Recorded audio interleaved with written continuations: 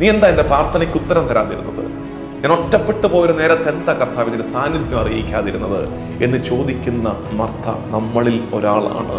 വീടിന്റെ മുറ്റത്ത് കുടുംബത്തിന്റെ ആശ്രയവും അഭയവും അത്താണിയുമായവന്റെ, കുടുംബത്തിന്റെ പ്രിയപ്പെട്ടവന്റെ ശരീരം ചേതനയറ്റ് ഒരുക്കി നമ്മളിങ്ങനെ കടത്തിയിരിക്കുന്ന ഒരു നേരത്ത് പുരോഹിതൻ ചൊല്ലിത്തരും, സർവശക്തനും പിതാവുമായ ഏകദൈവത്തിൽ ഞങ്ങൾ വിശ്വസിക്കുന്നു.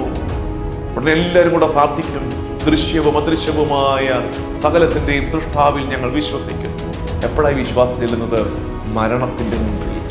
ജീവിതത്തിന്റെ കുടുംബത്തിന്റെ അത്താണിയായ കൂടപ്പുറപ്പ് ചേതനയറ്റ ഉടലായി 4 ദിവസമായി കല്ലറയ്ക്കകത്ത് കിടക്കുമ്പോൾ അതിന്റെ പുറത്തുനിന്നുകൊണ്ട് അവൾ പ്രഖ്യാപിക്കുന്നു, ഞാൻ വിശ്വസിക്കുന്നു, ഞാൻ വിശ്വസിക്കുന്നു. നമ്മുടെ പലരുടെയും സങ്കടമല്ലേ അത്?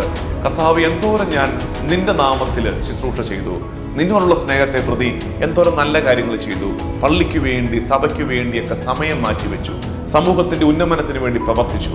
എന്നിട്ടും എൻ്റെ പ്രാർത്ഥനയ്ക്ക് എന്താ കർത്താവേ ഉത്തരം കിട്ടാത്തത്? നിങ്ങളുടെ ജീവിതത്തിൽ ചില പ്രാർത്ഥനകൾക്ക് കർത്താവ് ഉത്തരം നൽകുന്നില്ലെങ്കിൽ അതിന്റെ അർത്ഥം കർത്താവ് നിങ്ങളെ സ്നേഹിക്കുന്നില്ല എന്നല്ല, കർത്താവിന് ഉത്തരമില്ല എന്നല്ല.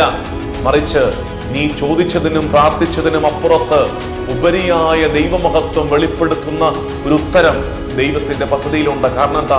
ദൈവം നിന്നെ സ്നേഹിക്കുന്നുണ്ട്. ദൈവം സ്നേഹിക്കുന്നവർക്ക് അവിടുന്ന് ഒന്നും മോശമായി ചെയ്യില്ലെന്ന് വിശ്വസിക്കണേ.